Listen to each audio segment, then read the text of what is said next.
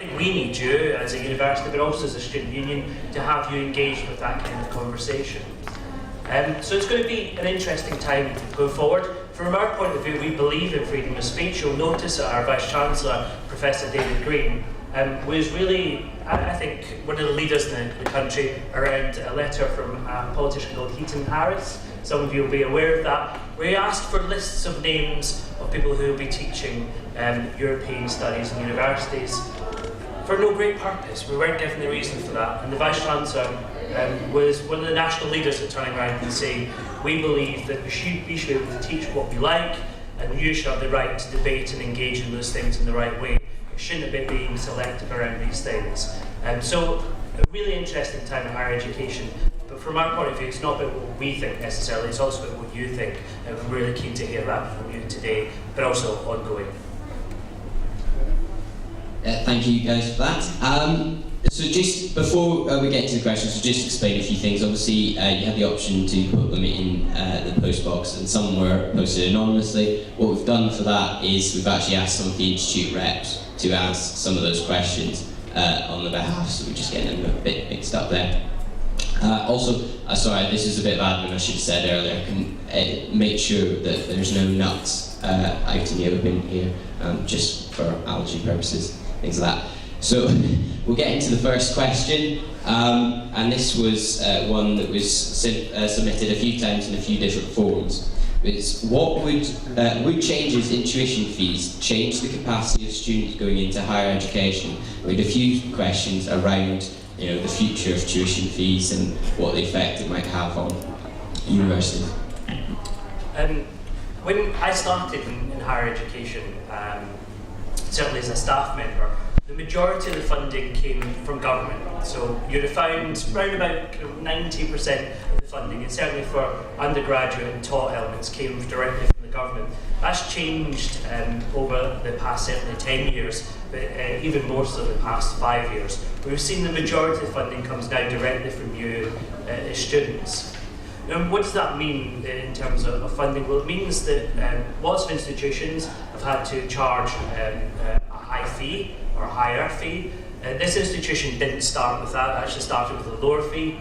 The reality is costs go up, so whether it be staffing costs, costs of running a state, those percentages increased through time. So now we're at the maximum allowed for institutions, but pretty much, in fact, I think almost all universities in the country now at that top fee. And is that sustainable? Well, we've got a kind of issue with it. And the issue being is that is a high fee. It's a high fee for you to spend. It means that you have debt when you leave. But at the same time, to run an institution, and even a very efficient institution such as Worcester, where we try and make sure we've got efficiencies in costs, whether it be in our library shared with the community, really innovative ways of doing so, it still means there's a difficulty. And I think there's a debate then about how do we fund higher education. Is it about those who have benefited from higher education should be paying towards those who are coming through now? And I think that's a really difficult one for us to necessarily engage with. I think absolutely you need to engage with that. But what I would say is if the fee was cut, so let's say the fee was cut down to £6,000, which was a proposal for a while there, which I'm not sure the current government would look to do, then cutting that fee down to £6,000, we would have to do one of two things. As an institution, we'd have to look at how we would cut costs on campus, and that would have an implication for us, an implication for the type of experience that you get as a student. Or we'd have to look for other sources of funding. And the most obvious one is government to do that. So it's a really tough question to answer on that. I think if fees were cut and there wasn't another source of income, I think it would damage the sector, it would damage higher education in the UK. And I think when you look at our higher education that we have here in the UK, it's some of the best in the world. And our students here get very good outcomes from it. So I've been really wary about that situation. So I think we need a proper debate around fees. And again, we're really keen for you to be involved in that. I don't know if there's anything, Sarah, you want to... I suppose that the thing that strikes me is that we have no control over the level of tuition fee. So the tuition fees are set by politicians, and we are academics. So we can express a view, and actually Worcester did campaign against the high fees. We were very outspoken outspoken on the fact that we didn't support them. And what we had to do is absolutely the best we can in the situation that we have. And of course, we speak out when we're given the opportunity to, and we want to make sure that we reflect your voice as well. I think the only other thing I would say is that even if you paid no tuition fees at all, I would expect us to give you the same quality of education. I'd expect a high quality of education, whatever the tuition fee level, because that's what we're here for, that's our job, and that's what we try and do. And I think, I don't know what the questions are, so I might be wandering into a later question. I think there's been a lot of discussion about value for money, which I think is a really interesting term, and perhaps we'll discuss it a bit later. But I just point out that there was a survey done where students from Scotland expressed the view that they weren't getting value for money and they don't pay any tuition fees at all. So I think a lot of this debate comes down to the quality of the education that we provide for you and the kind of working partnership that we have with you. Great.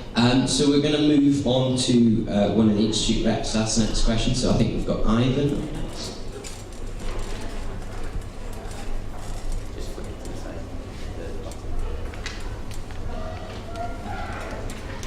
With pressures put upon universities to be a business with a product to sell, education, how does the University of Worcester plan to still give access to learning for students who come from minorities or deprived areas? Again, I think Ross, this is one of Ross's specialist subjects, but I just say I think we all struggle with this idea of a university being a business as well. That is unfortunately, that's the environment we're working in. The focus for us will always has been, always will be on our students and the quality of the education that we provide. Do you want to talk more specifically? Yeah, I mean, you won't hear us calling you customers. You won't hear us talking about having the contract with you. It's not what we're about, and we're passionate about that. When you talk to staff at all levels across the institution, of course you've got the right to get good service and get well supported, but the way that works, and I think the way it works anywhere, is having a partnership, and the way that it's productively, our relationship with you doesn't end when you graduate. It stays with you. You're part of us in this community, and our success is about how successful you are when you go out into the workplace, you become a paramedic or a nurse. And I think that's really important to us. We're here for public good, we're not here for a bottom line, and I think that's been a mantra that our Vice Chancellor, Professor David Green, is really keen to make sure that is part of the ethos of the institution. There is a reality which is to try and encourage people to come into higher education from non-traditional backgrounds. It's a term that's normally used from that. As an institution, we're absolutely committed to that. So we produced what's called an access agreement. It's freely available for you to have a look at. And it's our kind of commitment. We say each year, this is what we are going to do to ensure people from all backgrounds have the access to higher education. We believe that those who have the ability to succeed at higher education, we should be able to help remove some of those barriers. And that can be about us going out into school. So we're out in SMEDIC, which is an area of low progression into higher education, doing work in the schools there. We've got a programme called the National Collaborative Outreach Programme, where we're working in rural areas, again trying to encourage people to come into higher education. And we've got a hardship fund here of £350,000 a year. And the goal very much is to spend that. We want to make sure that those, once they get into university, if you get into hardship, you need support, then there's support for that. So we do that, as I say, before you enter higher education, but also once you're here at the university. We want to make sure, regardless of background, you're supported. And we've done a whole range of things to help build that ethos. So for this year, when you came onto campus for freshers, you'd have seen the pride flag flying. It was very deliberate. We wanted to make sure that people, regardless of where they came from, feel welcomed and supported here at the University of Worcester and can have a debate around issues, but actually this is a really safe place for you to be. It's a welcoming place for you to be successful, and that's really key for what we're about.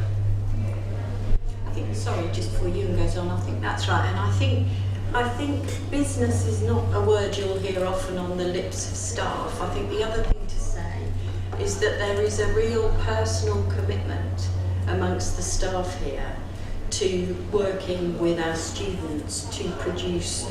I mean, I hate the word outcomes, because that, to me, I never think of education in terms of outcomes. Many of us have worked for our whole careers with students from non-traditional backgrounds, and we all come to the university with that real knowledge.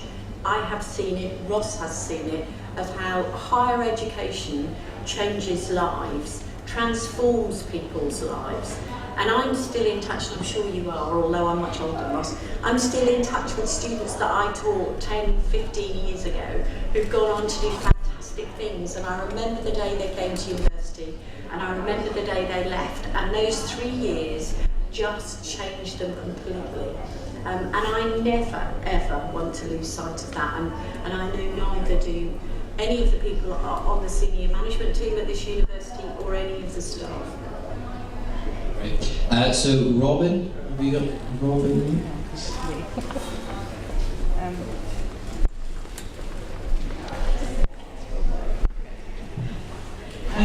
In regards to the future of Worcester University, how does it aim to stand out compared to other universities?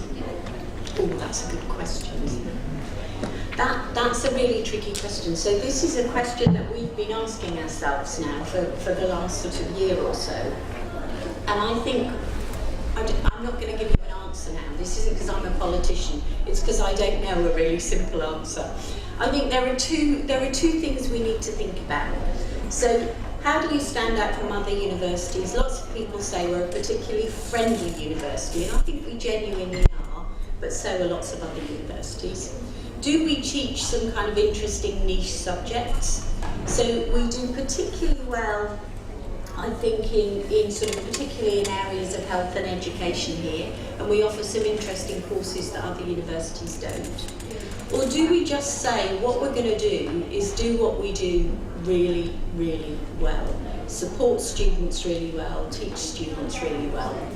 It's another way of standing out. I don't know how much I can follow that, but what I would say is the thing I think will make us unique is the students who leave here, the graduates, and I think it's a slight cop-out as an answer, I have to say, but genuinely, the students who go out and feel part of a community and are engaged with that community and want to contribute to it, if that happens and that works well, and I think it does, but there's more we can do, and I think that's a distinctiveness. People will talk about the Worcester graduate, whether it be a business or an NHS trust, about having something a bit different about them. They're able to engage with people, they're able to go into new situations confidently, and they bring a richness to it that you wouldn't necessarily find from all graduates and from all institutions. So a little bit of a cop-out, I know, as an answer, but that would be one of my goals, certainly, to see that. Can I ask the same question back at you? So that it would be really interesting for us as well to hear how you think we could do that, or whether there's anything you think we do really, really well that's different from other universities. I just have to add, it wasn't my question, I was just reading an anonymous question. We'll let you off then. But anybody, I just wonder if you don't mind you, and I wonder if there's anybody who's had any thoughts.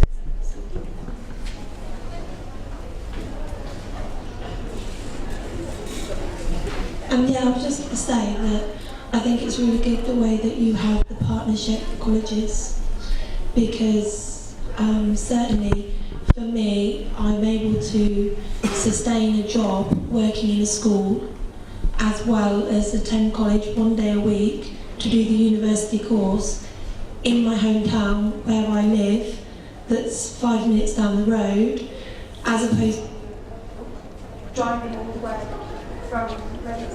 Yeah. So is that about flexibility? Yeah, it's flexibility, and also the fact that it doesn't interrupt my life. Yeah, if you had to come all the way to university here, you're talking an extra hour and a half, 2 hours extra driving a day on top of coming to university, whereas I do 1 day a week, but it's actually only 5 minutes from my house. So, and it means that I can continue working in the community, in education, and get a job that's for the other days. So, thank you. Yeah. Thanks. Anyone else got anything they'd like to? Need one of these big old mics to get on TV, don't you?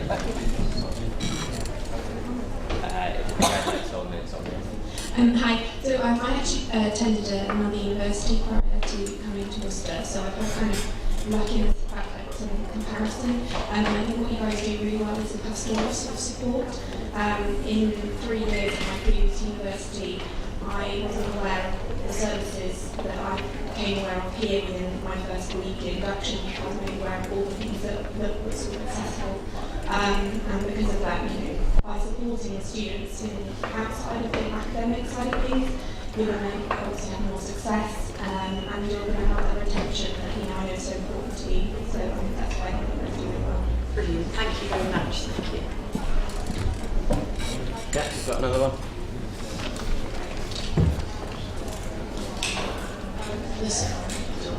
The support of dyslexia and everything that happened in life, because being diagnosed and not before uni obviously needs to be done so quickly. So the support of all the staff and it happening so quickly and being able to have that contact, and it's helped wonders. So that's my purpose. Thank you. And if you don't mind, we'll feed that very nice feedback back to the members of staff, particularly who work in that area. Yeah, thanks for the engagement. And if you do have anything you'd like to ask, maybe add on to the points made today, just do pop your hand out and we'll try and get to you. I think we've got Danny up next. Yeah, as the university's ever increasing in size, we are facing issues around, obviously, staff, the actual classroom size and stuff like that. Because I'm psychology, so we've had, over the last few years, we've had issues with rooms being booked out and stuff like that and not being big enough. It's coming to that question, are we going to do anything about that? What's the plans for that in the future of Worcester? And also, is there going to be a possibility for moving towards online only work, similar to I know, because I'm looking at my maths at the moment, I know Liverpool offer a lot of online only, and obviously we've got Open University and stuff like that. Wondering if we can move forwards in that sort of aspect. I start off on classrooms, and I think, yes, we're conscious. One of the things that's happened is that the university has grown very quickly over the last sort of 7 years.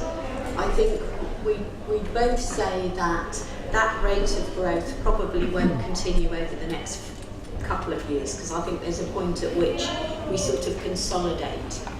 I think part of the issue has been that the growth has been in different areas. So I think there are some subject areas which are more challenged with it than others. I think that's the first thing.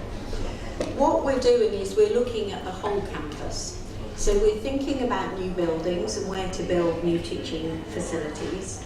And we're also looking at what we do with some of the facilities we already have.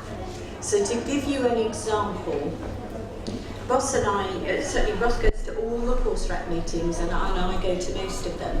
And one of the things that's come up repeatedly has been the Cotswold Suite as a space, just to give you an example of a teaching space. You're all laughing at me, so I know I'm talking to people who've experienced it.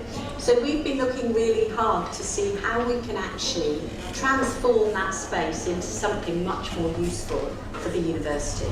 And the plan is, hopefully over the summer, that we'll transform it into a really nice sort of turn and learn lecture space that will allow a bigger lecture group size, and will also allow us to have more sort of interaction in lectures, which is something that we don't really have on campus. So what we're doing all the time really, we're looking at what we do and how we use the buildings, and we're thinking of ways we can improve that. In terms of online learning, I think you're absolutely right. So it's something we need to engage with much more. We're all, I think, really determined to try and get to a position where we've got proper blended learning. So there's a blend of online learning and face-to-face learning. Because for me, one of the most important things about what we do and what we do well is that kind of face-to-face contact with our students. But I think particularly in postgraduate courses, there is definitely the opportunity for online masters, for example. And I know lots of places do that, and I think it gives you the flexibility that you were talking about in terms of working and combining it with study. So it's something we will be looking at. I don't have much now. All I would say, for example, you cited the Open University about online learning. I do a bit of advisory work with them on learning and teaching. The reason why it works is because it's not online, a lot of it. A lot of it is about people sitting on a phone and having a conversation, or also personal impact, so coming and staying over a weekend and doing intense parts of the course. So there's a bit of that people impact that we need to make sure that we retain. So it's not as easy as just putting everything on. And where MOOCs, I don't know if people came across, massive online courses, it's a term you might have seen where it said put everything online, those seem to be working. There hasn't been huge amounts of take up, very little completion around it. So I'm a little bit cynical about completely online, but always up for being proven wrong. Okay, I think up next we have Lou. Got another one? No. Same. Yeah. Okay. Lexi, next.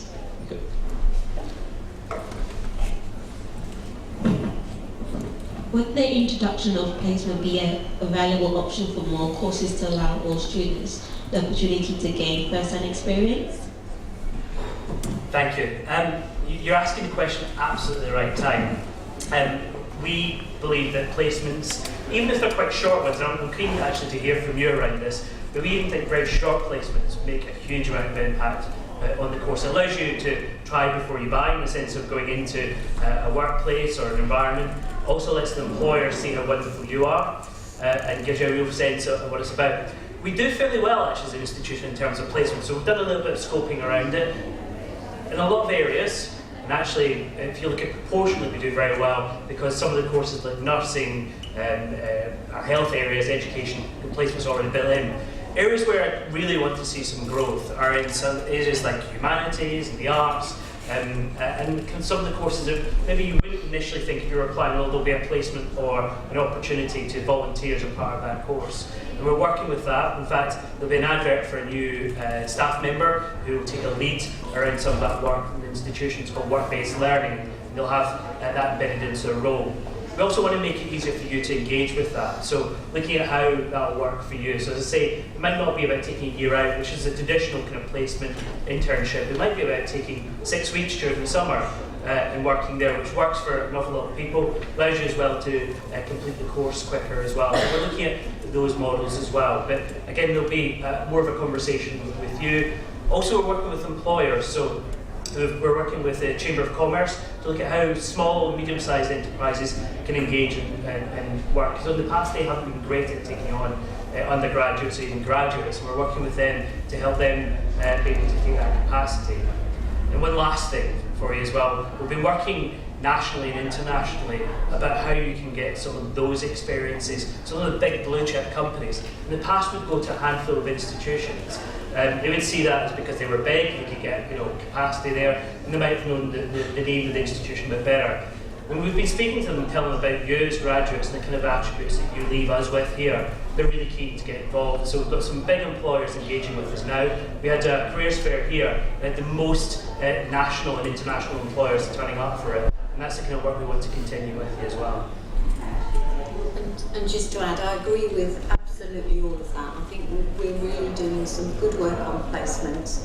I think the other thing to sort of think about is what we do placements for. So there's something about working out what we get out of placements and all those sort of transferable skills that you can then take on into the workplace. We're both firm believers in placements. We think they work.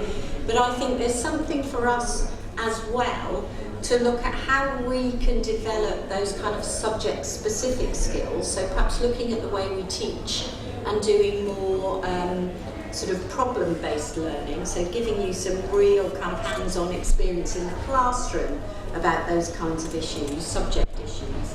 And also we try and do things in other ways, sort of non-subject specific. We've got this fantastic, as you well know, we've got a great Earn As You Learn scheme. And that, I think, is also a really good way of developing some of the skills that you also develop through placements. Has anyone got anything they'd like to mention? I'm from humanities. I did a career and project module in my creative writing course, and I found it really exciting because it was kind of employability skills and that you did go on placement. But I do feel that there does need to be more subject-specific placements. Like, I went on teaching, but I feel like, say, for creative writing, it would be like publishing, editorial, that kind of very specific, because that allows you to network, and then the university can network with those companies with graduate schemes and stuff, because there's a lot in Birmingham, but not necessarily in Worcestershire. So it'd be really good for the uni to kind of build on that. I think we're conscious of that, and I think we have a new head of the Institute of Humanities who I know is absolutely passionate about more work placements. I think the reality of it is, I mean, I did a humanities undergraduate degree, and I did English. It's quite difficult actually to find very specific subject placements in subjects like that. I then went on to do law, and suddenly placements were a lot easier to find. So we know it's a particular challenge. Also, actually, around the creative arts, it's quite tricky. So I promise we have that on our radar, definitely. We'll move on to one of the questions that came in earlier on the Survey Monkey, and this was actually from one of our partner students, where I had them mentioned a little bit today already. But how do you see the university's partnerships with the partner colleges developing? The University of Worcester have been, I think, really successful in building partnerships with colleges. We do it for a number of reasons. We do it, first of all, it means that we have a wider influence. So as an institution, we can work with partners way down in the southwest the country. And in fact, we work with colleges and universities across the world. And that's important for us. It means that our standard of education and our courses get a wider influence, but also it allows people to progress to us as well as a university. So it might be that you do a 2+1, 2 years in the college and then do your final year at the university. There's other reasons why we want to do that. We believe that higher education should be available to people, it's accessible, and we've already heard about that, the influence and the importance of doing that. We also see it as a really important way to make sure that there's a public good from higher education. So having that ability to study at a local college and really gain those skills with the support and influence of the university, we see as a really productive partnership to have. Going forward, we've looked at our strategies at university and our partnerships. What we're keen to do is make sure the partners we're working with is of mutual benefit. So we've had those conversations about ensuring where a student is studying at a partner college, they're getting the right kind of support, they're getting the right kind of advice about progression, about careers, and we make sure that those partners we now work with really are committed to that in the same way that we are. And I think that's how you make a really sustained relationship. We're also keen for, and again I'm really pleased that it's recorded, and I'm looking at the camera now for those partners that are looking, that are watching us in the colleges. We want you to be part of our community. So you are a University of Worcester student, you get the support from us, we'll come out and visit you, the student union are keen to develop and support your student reps. And again, that's an important part of us being in partnership. So for us, it's about making sure we get the right partner institutions, there's a sustained relationship, but it's also one that makes sure the students there are getting absolutely the right experience. You should be, if you're studying at a partner college, get the right types of support, a really good, high quality education. So it might mean that as we go, that we are selective about who we work with, but that's to the benefit of those students who are engaged in those courses. I agree with all of that, and I think there's something about actually us working more closely with our partners, so we get the flavour of our partners here at the University of Worcester, because I think that we've got a lot to learn from each other. And actually I have to thank the Students' Union, because I think you've done some great work around course reps, for example, down in the southwest. They're a little bit further away, but I think the SU has done some really good work in bringing everybody together. I think I'd also quite like to see a few more international partners. So we're talking to some people really in all sorts of exciting places. And I think that will really give us the opportunity for you to travel as well as to have students coming over here. I think that's quite exciting. We've got, I think, if any of you guys do have any questions that you are thinking of just as we're going through it, please do put up your hand. But I think we've got Kevin next with the question.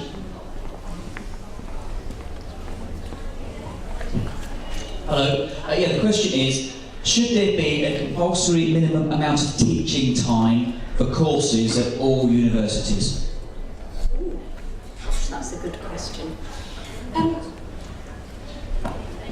I think I've always steered away from a kind of one-size-fits-all approach, because one thing I've kind of learned over the years is that every subject is different and has different requirements of students. I think I would certainly expect there to be a reasonable amount of contact time with students. I've already said one of the most important things for me as a teacher, and I still teach, is that time you actually spend in a classroom talking to students. I think that's where the learning is really done. But I would just be a bit anxious about a minimum time. What we do here is every year we obviously monitor the contact time that every single course has with every single student, so we are aware of it. You'll always get some courses who need loads of contact time. So for example, medicine is a big one, nursing, teacher training will always require an awful lot of classroom presence. Others perhaps less so. And one of the big things about coming to university, one of the things we have to try and do is we want you during the time at university to become a proper independent learner. It's one of the things that marks out higher education really for me from school. So whilst we need to maintain that contact time, we also need to be helping students, I think, to manage their own time and to do that independent learning. The other thing I'd add to that is I'm aware about anything we say we want to do nationally. Universities have been successful in the UK because of the autonomy they've had from government. And if we have a government that interferes on what grades you get at the end of it, how your course is taught, what the content of your course is, that's not the kind of a higher education that allows people to be free thinkers and for people to really engage. So I'm really wary about any kind of minimums or maximums and all these things, because I think we'll end up getting ourselves down a rabbit hole we'll never get out of as a sector. I also think it's the quality of time that you have with. My first university I went to, I used to be in lectures with about 600 people in the room. And the lecturer in front of that would be giving the lecture. I'm not sure that's a great contact time. They never knew who I was, they couldn't see the whites of the eyes at the back of the room.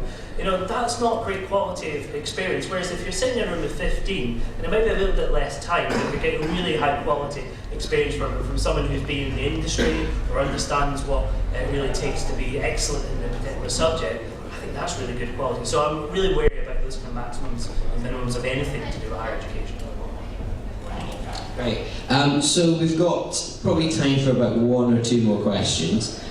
This one I think is quite interesting. How is the university planning to develop its postgrad opportunities?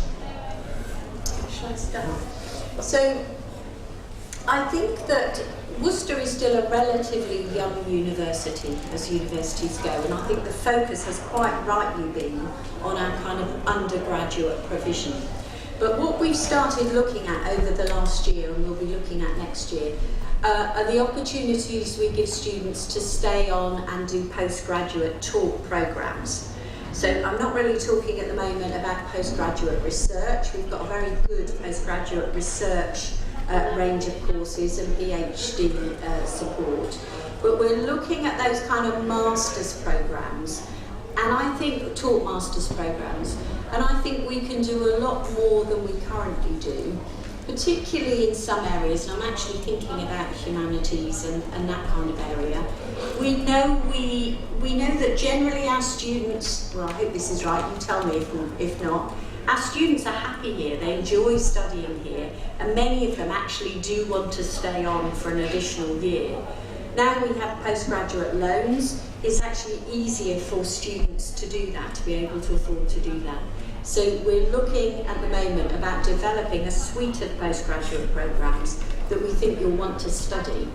But I would make a plea, which is if there's anything specific that you think we should be doing that we're not, you really do need to tell us, and I'll be very, very interested in hearing your views on that. Yeah, I think, we've got a hand up there. Yeah, it was my question. Yeah.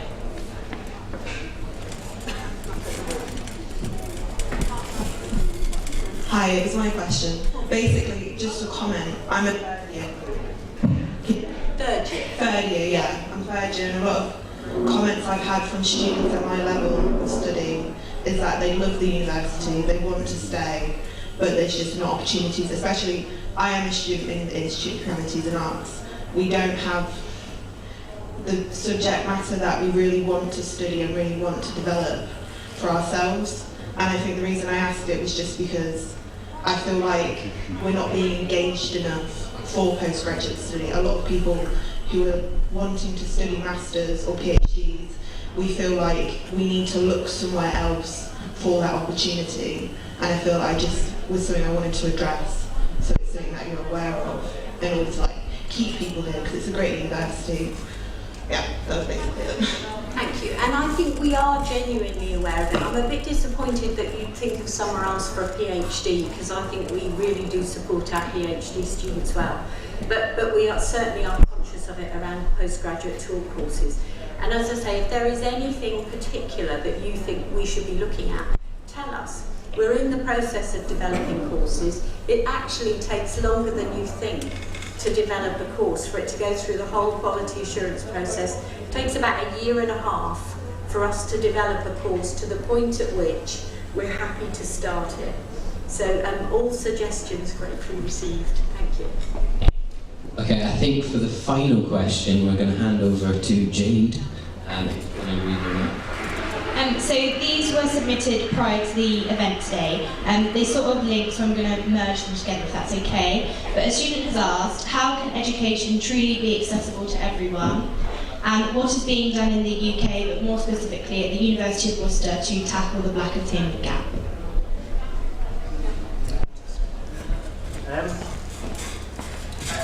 Very good question in some ways, because higher education and further education actually being available to people is really important to the future of the country, and I'm not over egging it. I genuinely believe that where industry has changed in the country, the opportunities that we'll have leaving the European Union, having a high quality education will be really important for everyone. I think the mantra which I said earlier, which is those who have the ability to succeed in higher education, is really important. So it's not about everyone in the country coming into university. It's not right for everyone. Some people will thrive in other fields and in other things they want to do, maybe working with their hands or whatever else. That's right, that's proper, and is valid. Those who have the ability to succeed, we should be helping them. We should be helping them with opportunities, whether it's progression routes through school, into college, and into higher education. And a lot of that's making sure that the right type of courses are available, the right advice and support when you're coming to make those kind of decisions, but also to make sure you get to university that experience and the support. We talked about pastoral support, but also the support you have in the classroom is absolutely right for you, and is also relevant for you as well. And if we get that formula right, I think we'll see a great progression, but also success when students get into HE. And we do that, I think, really well at Worcester. I think some institutions struggle with it. In fact, I know some institutions struggle with it.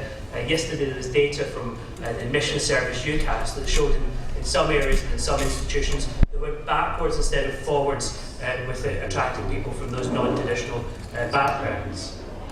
And on the point around black attainment gap, BME gap, done quite a lot of work on that before coming to Worcester and once we've been here. And there's a whole range of factors around why students from certain backgrounds have a differential outcome, so have different outcomes in examinations.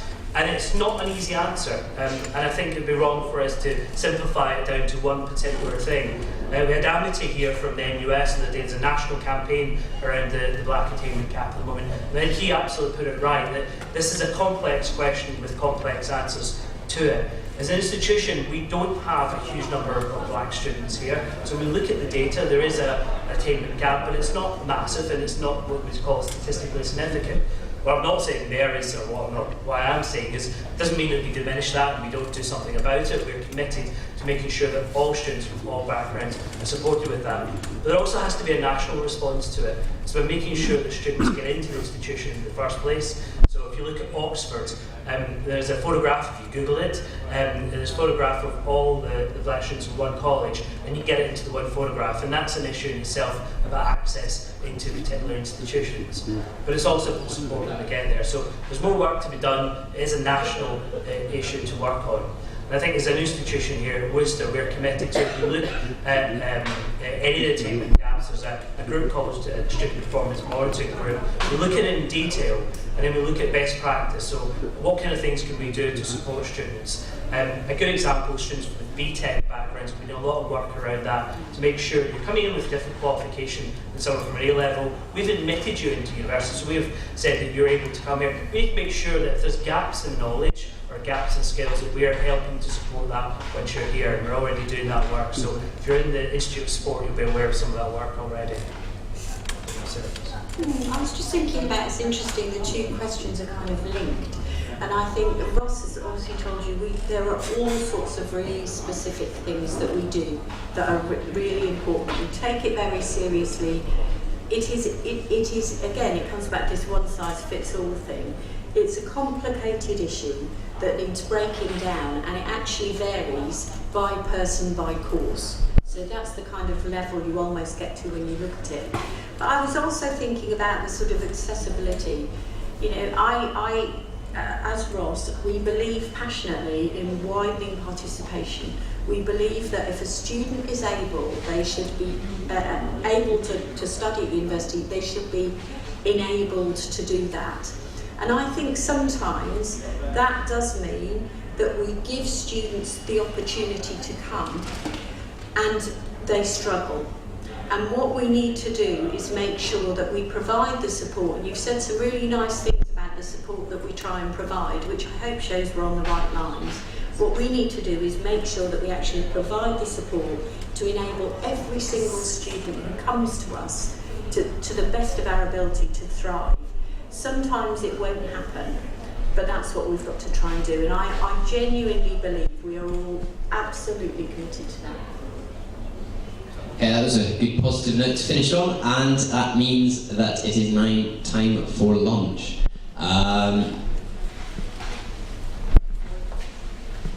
The clicker doesn't work again, but there's basically it says free lunch on the board.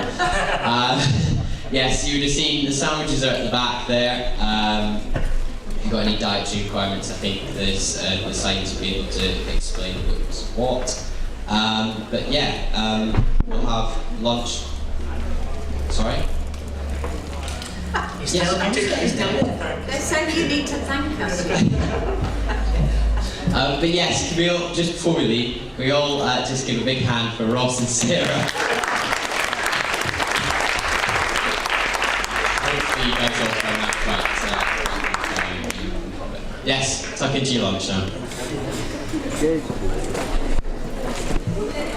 All right,